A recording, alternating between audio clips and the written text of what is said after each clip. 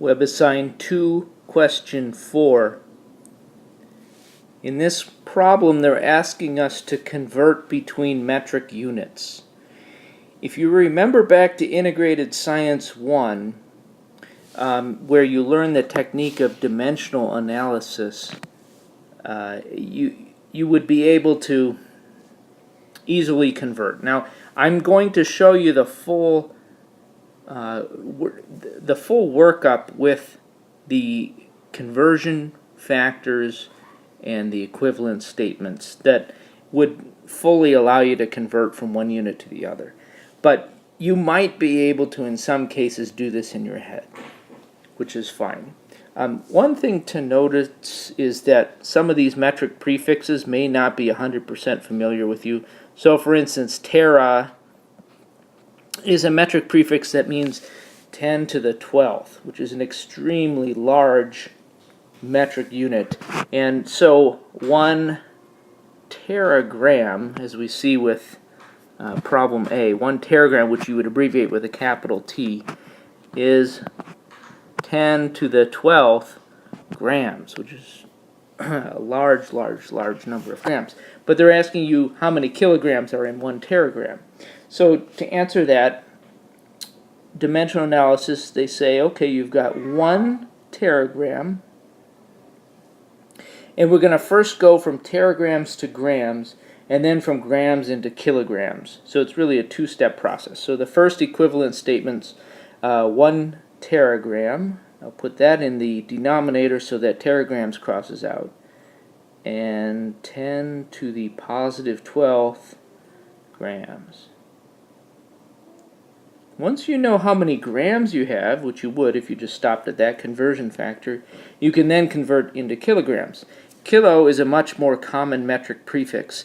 It means 1,000 or 10 to the positive third. So 10 to the positive third grams is equivalent to 1 kilogram. Notice that in the conversion factors, which are these sets of parentheses, the quantity in the numerator is equivalent to the quantity in the denominator.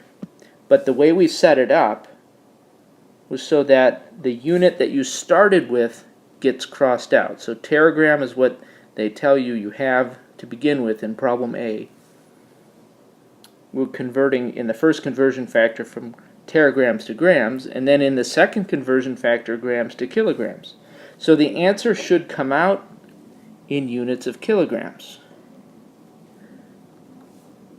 On your calculator, what you should be doing is taking everything that's listed in the numerator from left to right and multiplying it together. So 1 times 10 to the 12th times 1, all over 1 times 10 to the third.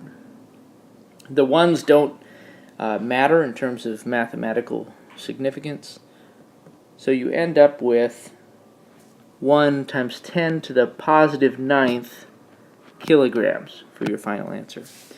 On WebAssign, the way I'd write 1 times 10 to the 9th is simply a 1 and then the lowercase e to represent times 10 to the 9th. So what I'm writing up in the box is 1e9. Problem B.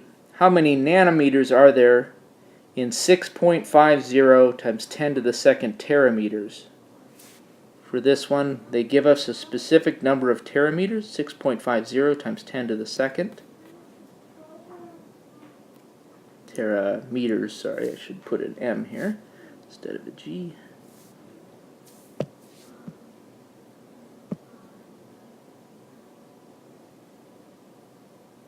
And our first conversion factor gets us from terameters into meters. 10 to the 12th meters equals 1 terameter. The second conversion factor involves the prefix nano. Nano is a very small unit. Nano means times 10 to the negative 9th. You may have heard of nanotechnology. So 1 nanometer is equivalent to 10 to the negative 9th meters. In the conversion factor, I'm going to be sure to write meters in the denominator, so that unit will cross out, and 1 nanometer in the numerator. If you follow the units here, terameters crosses out, meters crosses out, nanometers is left over. And so you'll be left with an answer that comes out in nanometers. On my calculator, I'm going to multiply everything across the top. So 6.50 times 10 to the second times 10 to the 12th times 1 if you want to add that last part. And then in the denominator, I'm going to put 10 to the negative 9th. That works out to be, on my calculator, 6.5 times 10 to the 23rd. And the way I would enter that in WebAssign is just type in 6.5, a lowercase e, and then the number 23. WebAssign would then read that as 6.5 times 10 to the negative 12th. Or 10 to the positive 23rd. Problem C. How many kilograms are in 25 femtograms? Kilograms to femtograms. Okay, that's not too tough, but the metric prefix femto might not be that familiar to you. Femto is a very small unit. It's 10 to the minus 15th. So 1 femtogram is equal to 10 to the negative 15th grams.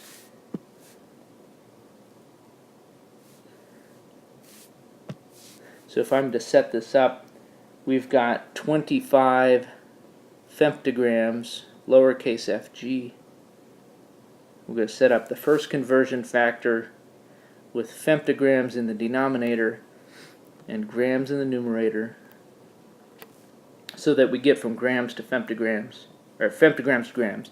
And then the second conversion factor gets us from grams into kilograms. And kilo is probably more common, so we're going to write 10 to the third grams is equal to 1 kilogram. And if you follow the units, femtograms crosses out, grams crosses out, and you'll be left with a unit of kilograms for your final answer. On my calculator, I'm going to take 25 times 10 to the negative 15th times 1. In the denominator, I'll take 1 times 10 to the negative 3rd. And if you crunch that all in your calculator, you get 2.5 times 10 to the negative 17th kilograms. On WebAssign, the easiest way to type that in is 2.5 e negative 17. Problem D.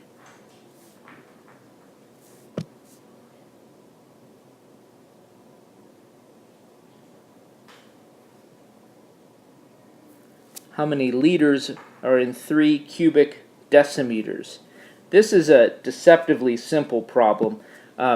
A decimeter, cubic decimeter, is actually a liter. Let me show you what I mean by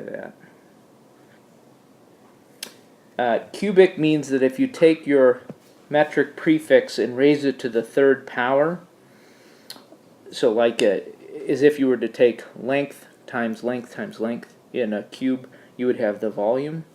So 1 decimeter, abbreviated dm, is 1/10 of a meter, so 10 to the negative 1st meters, which would be equivalent to 10 centimeters. What if we squared it? So 1 decimeter squared would be 10 to the negative 2nd meters squared, which would be equivalent to 100 centimeters squared. And then what if we raised it to the 3rd power? 1 decimeter cubed would be 10 to the minus 3rd meters cubed, meters positive 3 power.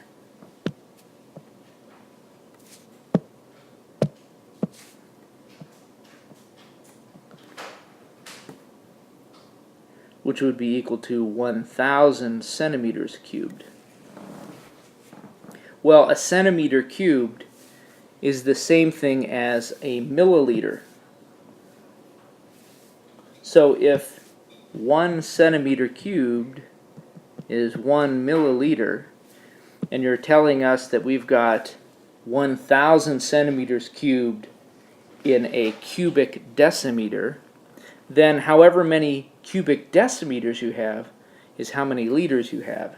And in this problem, they tell us that there are 3 cubic decimeters.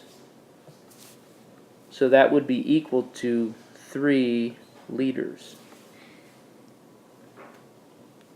If you wanted to show dimensional analysis, you could say, okay, 3 cubic decimeters, and there's 1 cubic decimeter for every 1 liter. That should give you a final answer in liters of 3.0. So we can just type in whatever your red number is. In my case it was 3.0. It'll be the same as the number. Your answer will be the same as the red number. Problem E. How many microliters are in 1 milliliter?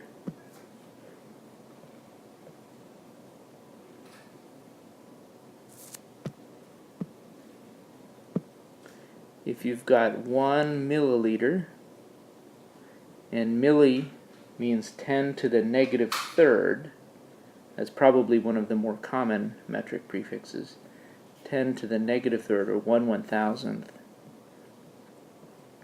And we're asking us micro. Micro means 10 to the minus sixth. So if you've got 1 microliter, which we would abbreviate with it's a Greek letter mu. It looks kind of like a cursive M, or you could say like a U. I would set up my dimensional analysis problem like this, where milliliters crosses out and liters crosses out, and you'll be left with units of microliters. So the question was, how many microliters are in 1 milliliter? Well, I'd multiply across the top 1 times 10 to the negative third times 1, and then I'd multiply across the bottom 1 times 10 to the negative 6, and it works out to be 1 times 10 to the positive third. And like before, the way to enter that into WebAssign is a 1 followed by a lowercase e followed by the exponent. So 1e3. Last problem, how many picograms are in 3 micrograms? Okay, we got to know what pico means. If micro means 10 to the minus sixth, pico is another one. It's lesser known. Pico means 10 to the negative 12th. So 1 picogram, abbreviated with a lowercase p, which would be equal to 1 times 10 to the negative 12th grams.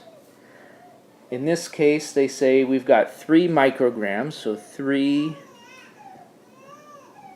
what looks like a UG, and then to convert micrograms to grams, 10 to the minus 6 grams for every 1 microgram, and we want to get to picograms, 10 to the minus 12th grams for every 1 picogram. If you follow the units, micrograms crosses out, grams crosses out, and you'll be left with units of picograms. Multiplying across the top, 3 times 10 to the negative 6th times 1, and then multiplying across the bottom, 1 times 10 to the negative 12th. On my calculator I get 3 times 10 to the negative 6th picograms. The way to enter that into WebAssign is just a 3 lowercase e negative 6. So if we scroll back up, 3e negative 6. And that completes this problem.